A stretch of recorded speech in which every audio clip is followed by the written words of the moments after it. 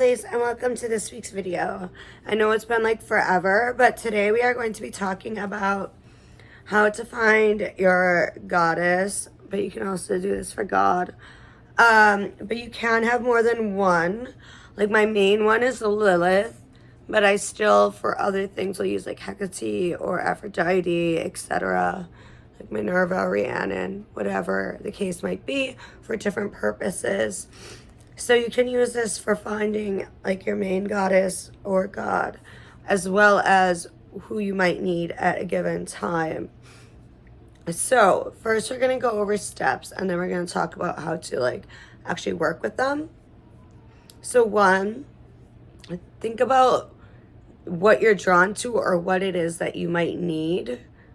So there's a twofold here. You could either be looking at the things that you're drawn to and that are your strengths and that you want to embrace more of, or things that you might need help with. And that might be more of those ones that you work with at certain times. And the one that you really connect to might be the one more of like that brings out strengths or aspects that of yourself that you want to come out more.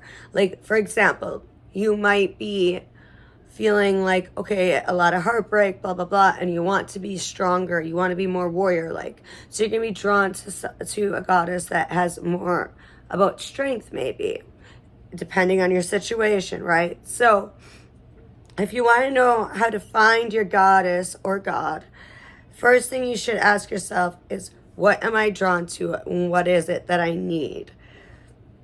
You can also look at, as a child or a teenager, or even as a young adult, were you interested in Greek mythology or ancient Greece itself, Rome, Egypt, India, the Celtic regions, things like that, Native American, etc.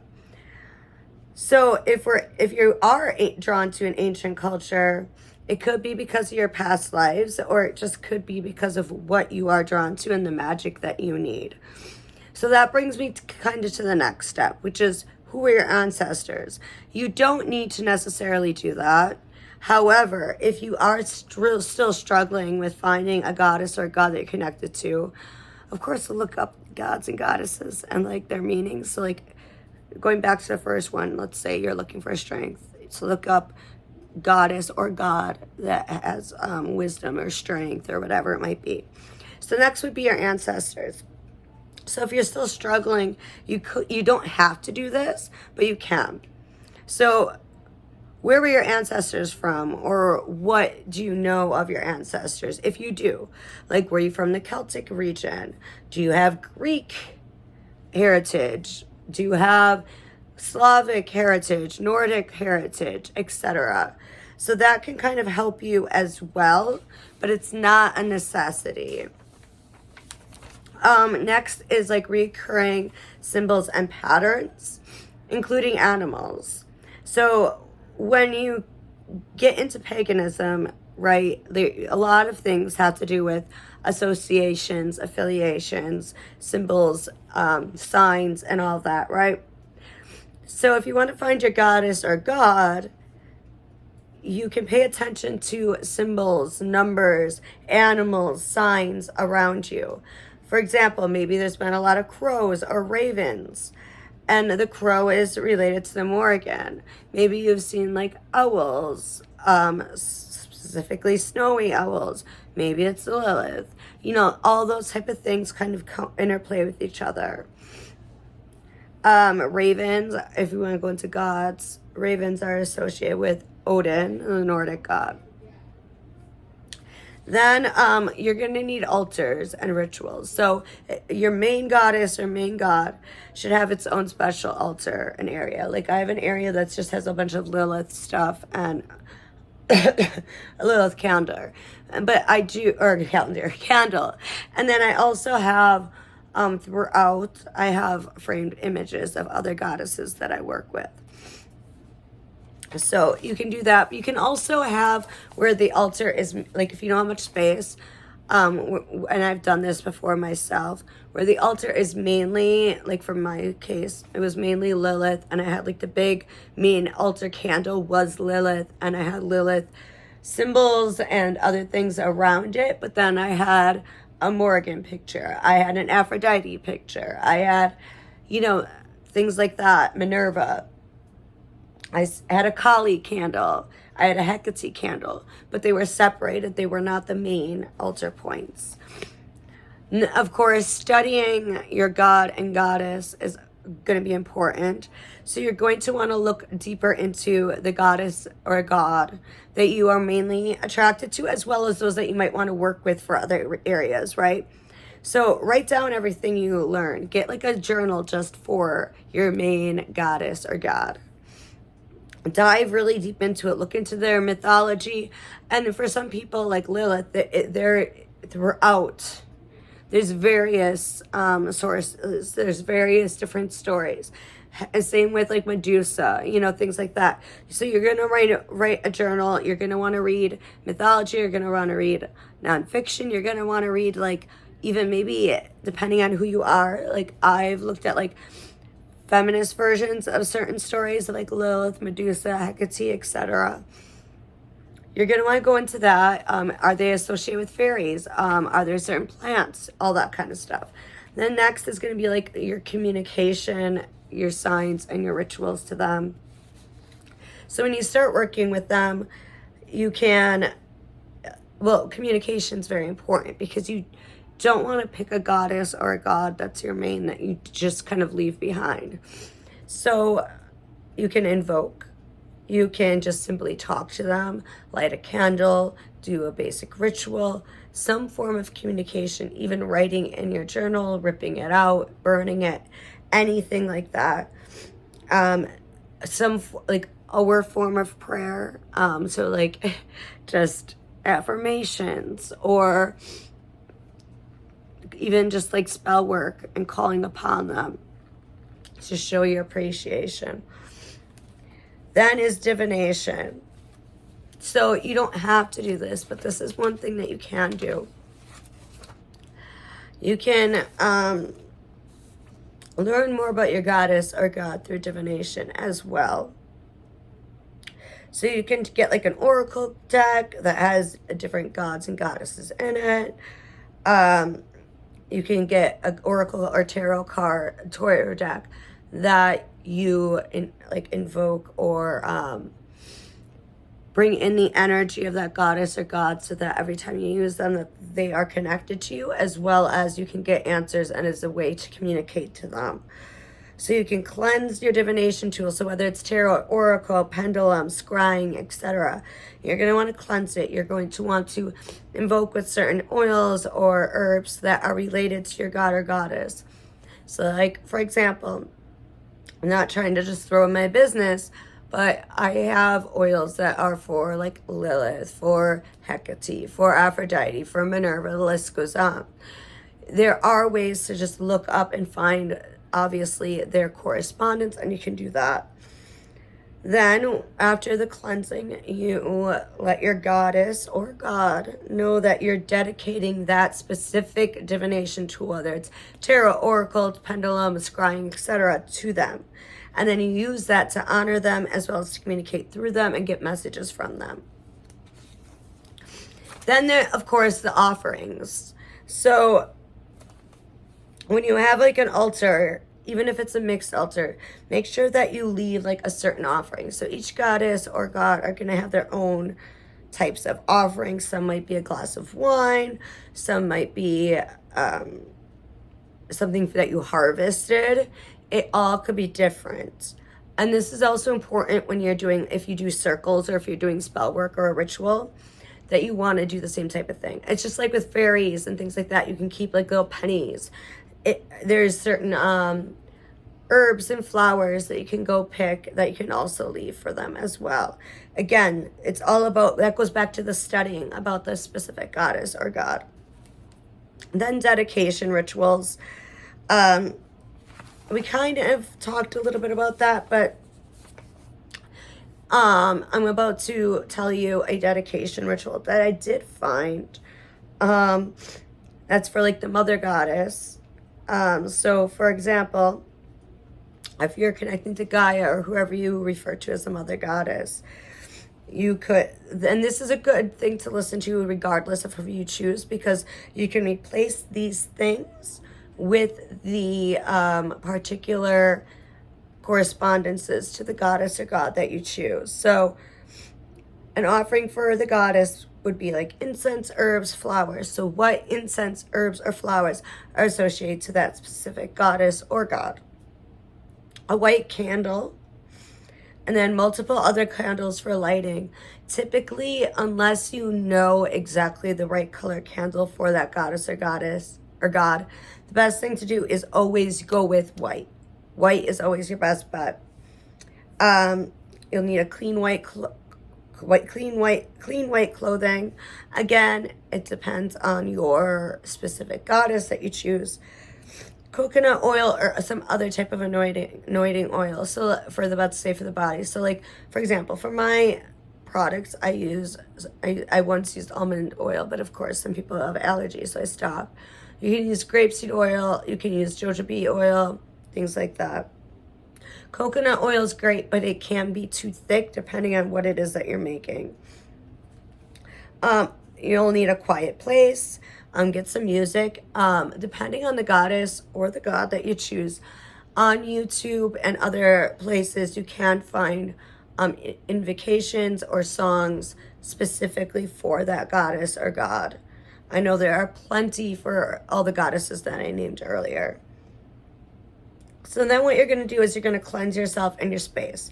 So you get some sage, cleanse your space. You can take a ritual bath. Again, depending on your goddess or god, there are certain oils and herbs that you could put in that bath to help cleanse you. I do have a cleansing bath bomb as well and ritual stuff, but that's besides the point.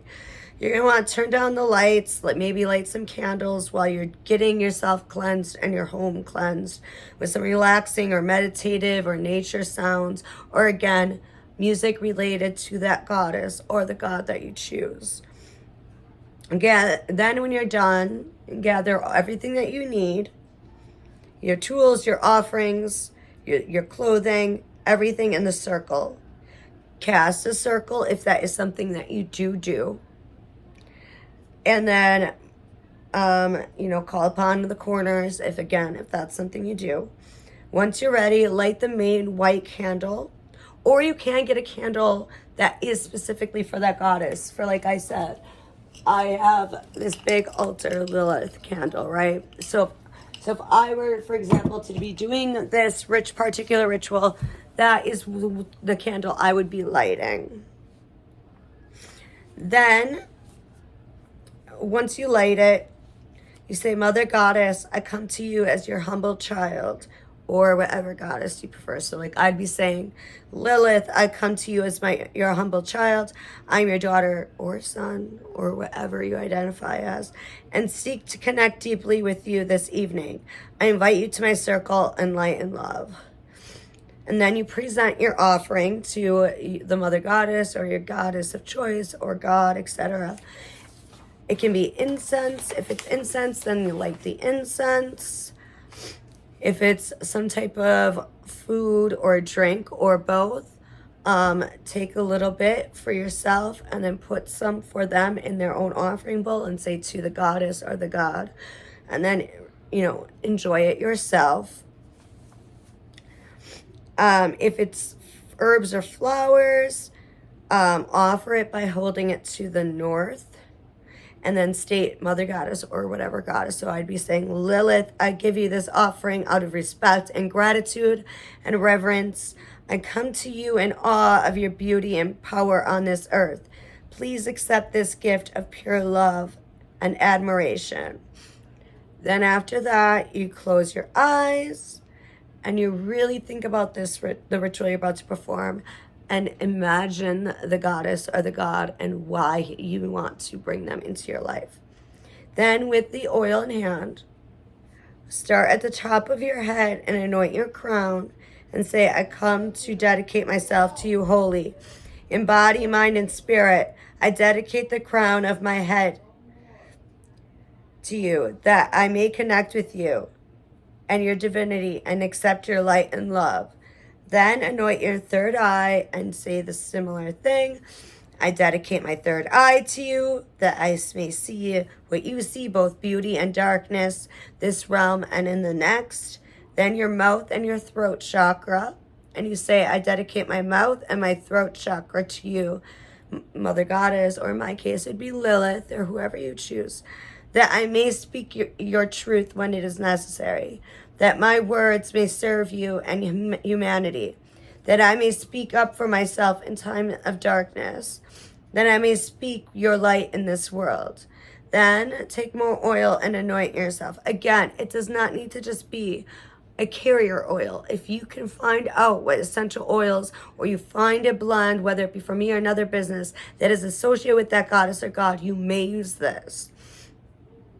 And then, or just even anointing oil for myself or another business. I dedicate my heart to you, that I may love you and the earth and all its creatures, that I may share your love with those in need. Next, anoint your solar plexus and say, I dedicate my confidence, self-esteem, and body to you.